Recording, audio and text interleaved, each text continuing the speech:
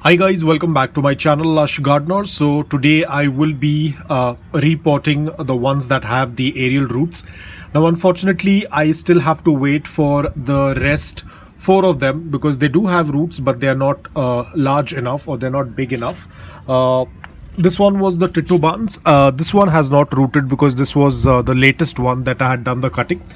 But this is how the callus part looks like. You can see it's completely dry. It's like when you have a cut or a wound and it starts to heal, it turns that hard skin. So that's how it is, the process of callus. So this is completely calloused, so I'm going to keep it aside. No aerial roots yet. The Echeveria lemon lime, they do have roots, but I think I will still wait for some time. You can see the roots have grown more than what it was last time. Last time there were only 1 or 2 roots. I think 1 root on this one, but now there are at least 5 to 6 plus roots. But I will still wait for some time.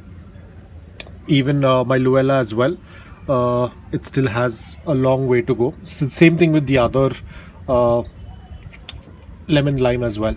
But I will be repotting the ghosty. But I will be repotting this ghosty because it has a good set of roots, and the roots also tend to look really big. So I will repot this, and it's going to be the same process for these guys as well. So I won't be making a video. This is going to be the same process. So I already have my soil mix, which is a mix of aquarium sand and garden soil. 80% aquarium sand and 20% of filtered garden soil. So this is a very old soil. So we will just place it in.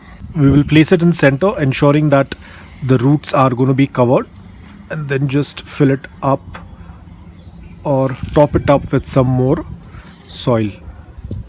And there we go. Just push the soil a little bit. That's about it, to ensure that the roots are completely in.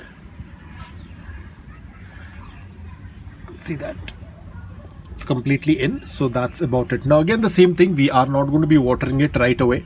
You can see by keeping it in indirect bright light, I think I will put up a image, before image and after image. Now as you can see the video clip on your right hand side, that is when I had done the fresh cutting, and the succulent was in morning direct sunlight for 5 to 6 hours. After cutting, it was kept in indirect bright light. So you can see there is a major difference in the color and the shape. It is kind of, I wouldn't say it's stretching, but it has lost that that color and very compactness, and the leaves are kind of standing upwards because it was an indirect bright light.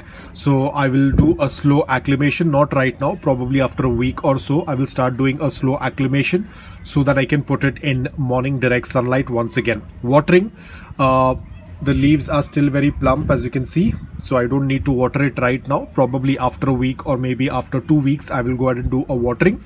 But until then, it's going to be kept in indirect bright light, and I'll slowly start doing a slow gradual introduction to morning direct sunlight, probably after 2 or 2.5 weeks, but not right now. I'll let it relax, and I'll keep it under the green shade cloth so it gets a good amount of indirect bright light, because the place where it was kept, it was getting a good amount of indirect bright light, but I think it was not enough for it. That's why you can see a little bit of the shape of the leaves are kind of upright, which indicates that it is searching for more light than what it is being getting. So guys, that's all about it. I hope that this video was helpful to you. If it was, please hit the like button, and if you're new to my channel, please consider subscribing to it. Until then, take care, stay safe, and keep propagating.